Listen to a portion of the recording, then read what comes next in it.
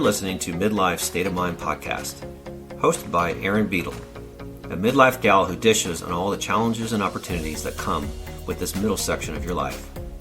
Each episode, you'll find yourself going between laughter and tears as she covers all the topics you need to know about midlife. Welcome back to Midlife State of Mind. I'm your host, Erin Beadle. Thank you so much for joining me for another episode today.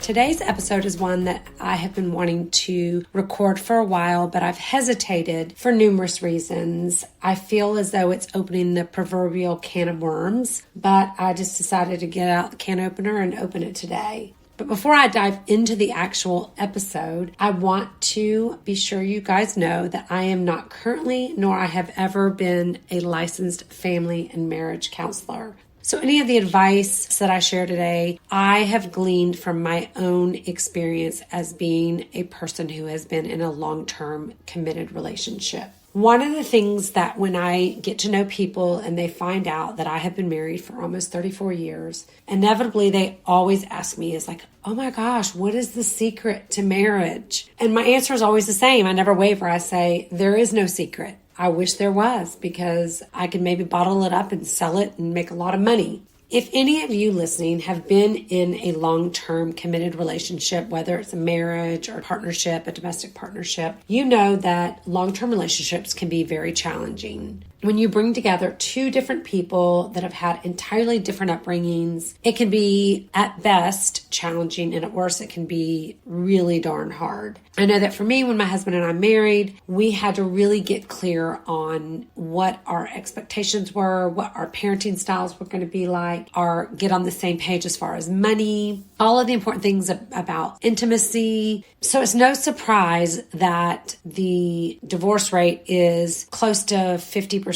or more for first-time marriages. So after being asked that question, what is the secret to marriage? I've done a lot of thinking on it, and I've decided to share, based on my own experience in a long-term marriage, things that I have found to be really important in a relationship. First and foremost, my thoughts are that the most important thing in any relationship, especially a long-term one, is communication. Especially in a marriage or a committed relationship, having really open and strong communication is helpful. I have friends that have often gotten very upset with their significant other because he or she did not read their mind, didn't know what they were thinking, didn't know what they wanted, didn't know what they needed. And I'm always like, listen, can you read their mind? You cannot expect someone, no matter how long you've been together with that person, to be able to read your mind. Now, granted, sometimes people can know preferences and your likes and dislikes, but you really have to be very good about expressing your needs, expressing your desires, so that you can be sure that the other person knows what it is that is important to you. And so you can't leave things unsaid, even when they are very hard to do. And I've done several episodes on having healthy confrontations and how to have healthy disagreements. Just because you're married to somebody or in a long-term relationship doesn't mean you're not going to argue. And I know that there's often that old adage of never go to bed angry. And that has just never been something for me that has sat well, because I'm a person that needs a lot of time to process something. And so it's not necessarily that I go to bed angry, but maybe I won't go to bed with something resolved because I need to think it over. I'm a slow processor.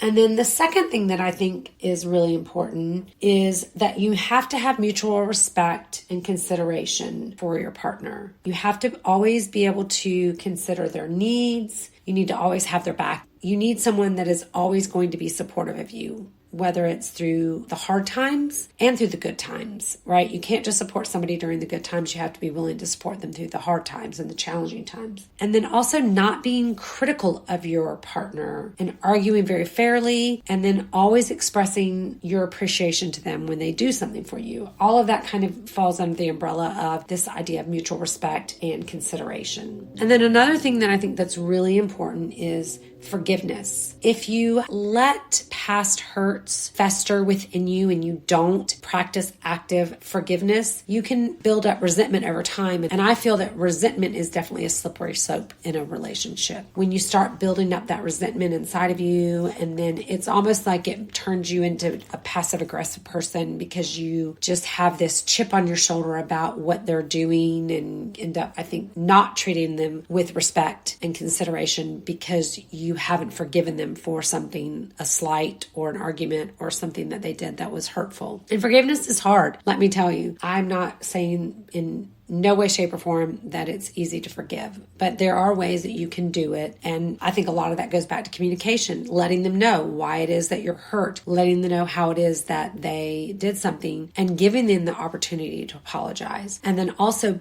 being able to always apologize when you do the same thing when you've hurt your partner. And then the last thing that I think is really important in a marriage, and granted, this list is not all encompassing, but is connection. And so staying focused on the thing that brought you together. When I've had several friends who've gone through divorces and they just don't love their partner anymore. I'm not in love with, him or her anymore. And I'm like, well, at one point you were. So what was it that attracted you to that person? Because you can get it back. Oftentimes we just get busy in life. We're pursuing careers, we start having children, and sometimes we don't make the effort to stay connected to our partner. And so we have to sometimes think back to what was it that attracted me to this person in the first place? Going back to that kind of heady days of first love when you just couldn't get enough of them, when you ate, drank, and breathed that person.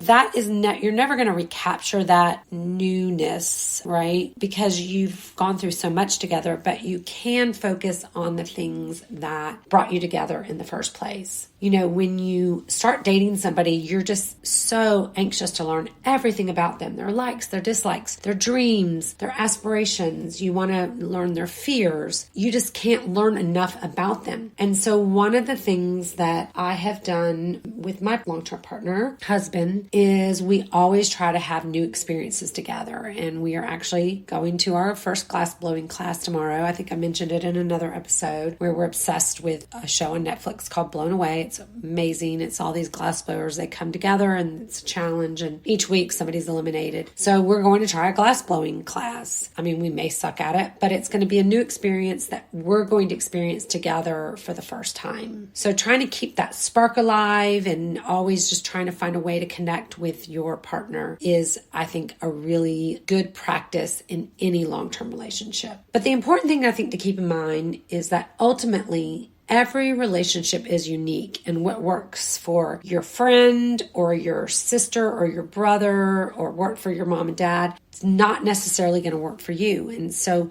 you're going to have to find what works for you. I have friends who have separate bedrooms in their marriage because one spouse moves a lot, one spouse snores a lot, one spouse stays up late, one spouse gets up early. It works for them. Will it work for everyone? No, but it works for them. Then I have some friends who they take separate vacations from their spouse because maybe they spend a lot of time together and they decide that, hey, I want to go off, either maybe do a trip with friends or solo travel, and that works for them, but it won't work for everyone. So I think that when you really just ultimately come back to that idea of having really good communication, all the other things kind of fall into line, because when you are communicating, you're always staying connected, you're practicing forgiveness, and you're doing all of the things that help you stay really in touch with each other. So while I don't have the secret to a long and happy partnership or marriage, but I think if you take some of the things that I share today, it will definitely have a positive impact on any long-term relationship that you have. I'm really grateful for you tuning in to listen today, and I'd love to hear from you any practices that you engage in your long-term partnership. What kind of things do you do to stay connected, to keep the spark alive, and to stay together and live in harmony? You can share your thoughts and experiences with me on Instagram or Facebook, Midlife State of Mind Podcast, or you can go to my website, midlifestateofmindpodcast.com, and you can send me a message there. If you're a new listener to the podcast, I'm really grateful that you found me, and I would love to have you hit the follow button so that you can stay in the loop whenever new episodes drop each week. If there's any episode that is has particularly resonated with you. And if you enjoy the content that I create, I would be grateful if you would leave me a rating and a written review on whatever podcast platform you are listening to me on. And then lastly, if you're interested in some additional ways that you can support the podcast, you can take a look at the show notes and you are going to see a list of some of my favorite things. Those products listed are ones that I use all the time and I love, and I would recommend them to any of my friends. And if you do choose to purchase any of the products listed with my links, the podcast earns a small commission that just helps offset the expenses of producing it. My podcast is a place where we can inspire each other to make positive changes and embrace all that midlife has to offer. I'll be back next week with another episode. See you then. Bye. This has been an E Squared production.